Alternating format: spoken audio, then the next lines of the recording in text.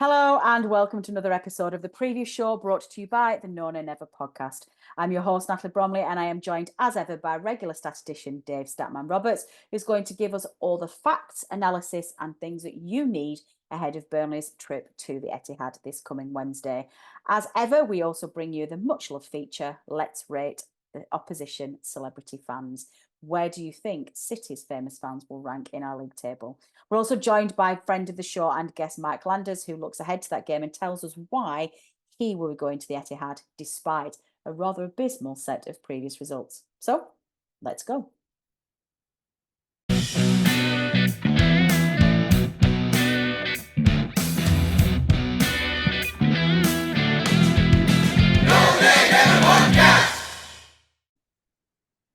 Dave, Manchester City preview. Talk to me. Talk to me about a preview show. We'll bring you in here. What have we got on today? What do you want to know? What do we want to know? Well, actually, that's true. We don't have a... Do you know what? I was about to go straight to a quiz question. We don't have quiz questions anymore, do we? You've binged them this half of the season. Ditch the quiz. I'm still holding on to that. So, okay. In that case, then, let's move on to a full preview show. We are back after the international break. It is Manchester City away, Wednesday, the 31st of January, live on TNT Sports, formerly of BT Sports. And it is what time's the kickoff? Is it 7:30? 8 o'clock? 8 o'clock. 8 o'clock kickoff. So, start us off, please, with our first section of this preview, please. Match results summary. Okay, I think it's fair to say that most Burnley fans travel to away games at Manchester City more in hope than expectation. Apart from a 1-0 victory at Main Road in the Charity Shield in August 1973, we have to go back more than 60 years for Burnley's last away win in the league, which was a 5-2 win in March 1963. Since then, Burnley are winless in 18 league meetings, losing 12 and drawing 6 of our trips to Main Road up to 2001 and the City of Manchester Stadium since 2009. Overall, Burnley's away league visits to Manchester City have produced 7 wins in 50 attempts, although curiously, all 7 of those victories were in the space of just over a decade, between 1952 and 1963. In terms of goals in these matches, Burnley have scored 52, but have conceded 121 times. The best we've managed away from home in the Premier League is a couple of memorable draws from 2009 and 2014, one of which we've chosen to revisit in our next feature. Well, that was an uplifting and inspiring start to our match results summary. When you first said 60 years since we'd won, I was like, great, this is going to go down well. Okay, rip off that Band-Aid, Dave. Let's get on here. We've got the second of our features in the previous show, and that is one to remember and one to forget. Of course, it's a regular look back at 2 matches from the past, which were memorable for very different reasons. We're going to start, as we want to get it out of the way, with one to forget, please. Yes, let's get the one to forget out of the way first. And let's face it, there have been several to choose from, including a hat-trick of 5-0 defeats in consecutive Premier League away matches between 2018 and 2020. A little further back, there was also a 5-1 defeat in a second-tier match in December 2001. But Burnley's heaviest away defeat to City in the league was in the 1968-69 season. Experimentations with youth had paid dividends earlier in the season, but that all came crashing down at Main Road in early December 1968. City were already 3-0 up at half-time, with 2 goals from Neil Young and 1 from Colin Bell. Early in the second half, City were awarded a penalty, but Francis Lee's spot kick went wide of Rodney Jones's post. However, further goals from Tony Coleman, Mike Doyle, Franny Lee and another from Colin Bell made it 7. Since this match, Burnley have only conceded 7 goals on 3 occasions, at QPR in 1979, and then at home to both Sheffield Wednesday and Watford in 2003. Good stuff. Okay. This is not getting any better. Please, can you give us some positive news, please, and I want to remember before I literally just cry and quit the episode. Well, as we've already mentioned, we haven't managed to beat City on their patch for over 60 years in the league, so we're going to take a look back at Burnley's first ever visit to play at the City of Manchester Stadium, which was in November 2009. Despite some good home form in the early months of that season, Owen Coyle's Clarets in their first Premier League campaign were not exactly reliable on their travels. Having already suffered 5 consecutive away defeats in our first 5 away matches of that season, with 17 goals conceded, there was little hope of that run coming to an end in Manchester. However, a 19th minute penalty from Graham Alexander was followed up with a second goal from Stephen Fletcher in the 32nd minute. And even though Sean Wright-Phillips pulled one back just before the break, there were still hopes of an unlikely Burnley victory. That all seemed to come crashing down in the space of just 4 minutes in the second half. Kolo Toure scored in the 55th minute, and current Burnley FC assistant manager Craig Bellamy scored after 58 minutes. However, there was still time for a twist before the end, as David Nugent's cross was headed back by Stephen Fletcher, and he found substitute Kevin McDonald, who slotted in at the near post for an 87th minute equaliser to make it 3-3 and earn a valuable point. Can we possibly go one better this weekend? No, probably not. But I appreciated the what's it called? The optimism anyway. Well, you know, listeners, that we do like to slot in an opposition view here. We don't like you to just take our word for it. This week we spoke to City fan John Berry, who gave us his views ahead of the game. Hello guys, I'm John, I'm a City fan and it's nice to be back on No Nay Never Again. Alright, I've been asked to talk about City's chances of winning the league or the treble. I think as far as trebles go, you've got to have a bit of luck to win things like the European Cup. It can be the draw, or it can be a bad decision, it can be a bad decision, as we all know. So I'd never say we're on for winning the treble or something like that until later in the season. As far as winning the league goes, I think we've got as good a chance as anybody else up there. I think we lost a few players in the summer. We sold a few kind of promising players like Cole Palmer. And we seem to have ridden that out. And with Kevin De Bruyne coming back, it seems to have defeated teams before he even comes off the bench. So I think we've got a great chance of winning the league. I know no one's ever won 4 leagues on the trot before, but I think this team can do it. They're just doing the right things at the moment. They're winning hard matches 1-0, or they're starting to kind of click into gear and win other matches 3-4 at a bit of a canter. So you can see that they're starting to play and do well and do what Pep wants them to do. Injury news for the game. I think Haaland's still not quite full fitness, so he'll probably... I don't think he's going to be on the bench, to be honest. I think it'll probably be the weekend before we see anything of him. Kyle Walker's been in the paper for the wrong reasons, for a change. So he might not play, but then again, I don't think it's going to affect him as a player. So, you know, he'll be there or thereabouts in the squad. So, Vincent Kompany, he's going to get a great reception from the City fans. As I've said before, as a leader of men, as a person, a human being, you know, you'd run through brick walls for Vincent Kompany. What he did in the last 2 seasons, he was a football player at City, lesser people would not have done. The actual fact he came back from as many injuries as he did do tells you everything you need to know about the man. Obviously, his results haven't gone so well this season, and I think that's, does he have the players to actually play the system that he wants to play? Is there something in the team at Burnley that's going on? You know, he signed a lot of new players over the summer. Obviously, he ran away with the championship. Has that affected the balance of the team? You know, are they blending well? Are they playing well with each other? And again, does he need to be a little bit more pragmatic, I think is what I'd say.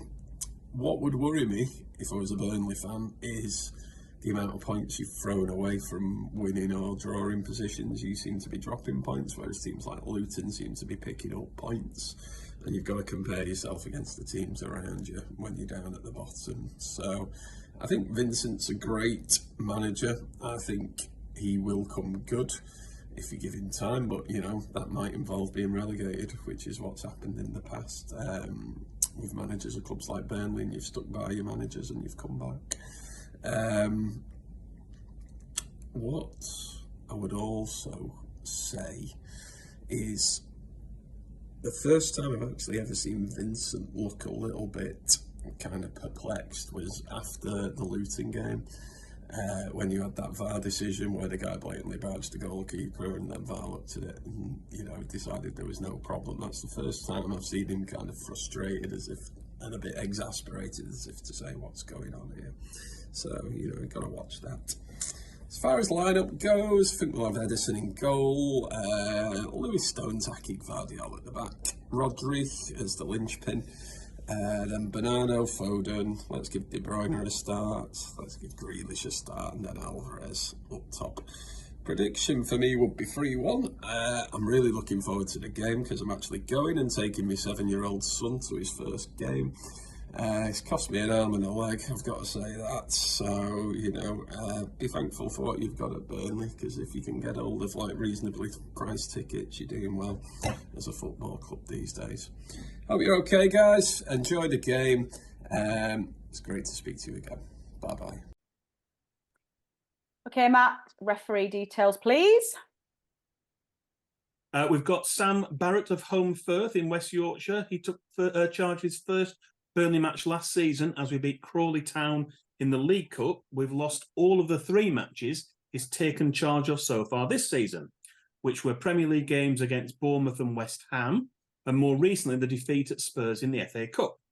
He's kept his red card in his pocket for those previous 4 matches, and the yellow card count stands at 7 for Burnley players and 6 to our opponents. The video assistant referee on Wednesday evening will be Robert Jones. Dave, this is turning into being one of the most saddest preview shows we've ever had. Do you literally have any good news for us? Okay, Mike. The stats talk for themselves. I don't think any of us are feeling particularly positive ahead of the game to the Etihad. It's really difficult, isn't it? Because we've gone into the winter break with that just ridiculous equaliser against Luton at home. It would have been such a different picture if we'd have managed to get 3 points there. And we've now got to go away to City, who just seem to want to pace us every single time we play them. There's the whole Kompany thing, which he seems to relish, but hasn't really got on top of yet. I guess, what are you expecting to see? What kind of performance would make you come away from the Etihad feeling happier and more motivated for the rest of the season, irrespective of the result? I think that, well, let's put it this way. We've got little or no chance. All I want to see is the Clarets playing organised and playing well for 90 minutes. Yeah. I just listening to all those stats and all the stuff Dave was saying. I've got a ticket for Wednesday, and I'm really reconsidering my life choices. Where he puts it like that. Aren't you glad he 5-0, came on? 6-0. I've seen the 5-0s. I've seen the 6-0s. I'm at the point where I'm buying a ticket to watch U2 at the Etihad purely because then I get to see one. But where it comes down to is that's one for the kids.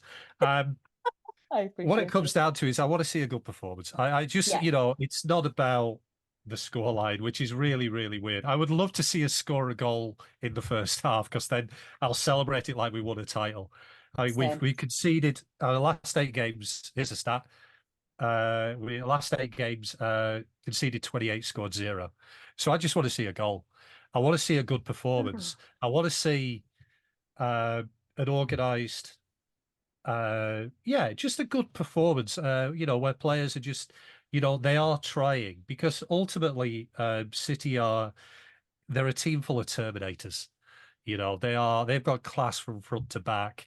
So I just want to see how we do. I'm not expecting anything. I'm going to go there. I'm going to really enjoy throwing abuse at Kyle Walker, because I think he's one of the cheatingest players in the league. I'm going to watch Kevin De Bruyne, because I think he's one of the most wonderful players. He's an amazing player. I can't, you cannot bring yourself to not enjoy watching that guy play. And just go there. And this is what makes following Burnley interesting, because you never know. Because I kind of felt this way when we went to Old Trafford a couple of years ago. Like, why am I doing this yet again? I put myself through it. And then suddenly it happened. And maybe this time it doesn't. But at least I'm turning up for a number of reasons, not least of which is spite. Just to sort of go, I'm still coming. And I did a thing about this a long time ago. I go there because it reminds me what following a real football club is like.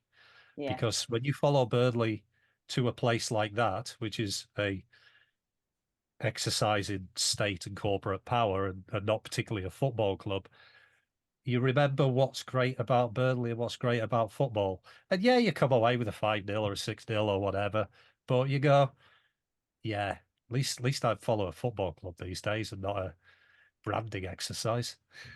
Right. I'm welling up here. I'm not gonna, that's it. I'm closing that segment there because what a beautiful way to describe the experience of going away to the Etihad. Thank you so much. And also as well, thank you for giving producer Matt our podcast title this year. This episode, A Team Full of Terminators. That's exactly how we're gonna run that.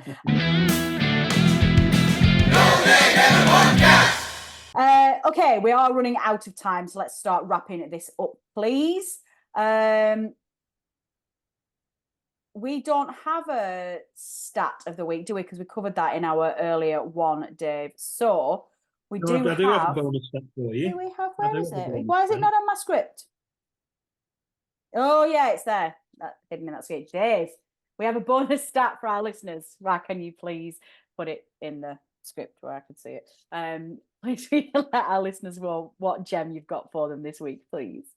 Our bonus stat of the week for this week is regarding loan players. We're hoping David Datro Fofana we're going to make his debut on Wednesday evening. But Manchester City have provided more loan players to Burnley, that's 7, than any other club. They are Carl Birmingham, if you remember him, Jerry Craney, John Guidetti, Taylor Harwood-Bellis, Ben Mee, Gareth Taylor and Kieran Trippier. When he makes his Burnley debut, David Fofana will join the likes of Patrick Bamford, Nathaniel Chalabar, Jack Cork, Danny Drinkwater and Ian Matson as Chelsea loanees for the Clarets. Lovely stuff. Okay, well, sticking with City, you are going to move us on to our final feature of the week, and that is, of course, rating Manchester City's celebrity fans. Who have you shortlisted, please? And let's score them out of 10. Mike, it's going to be on you to give the score, so listen carefully.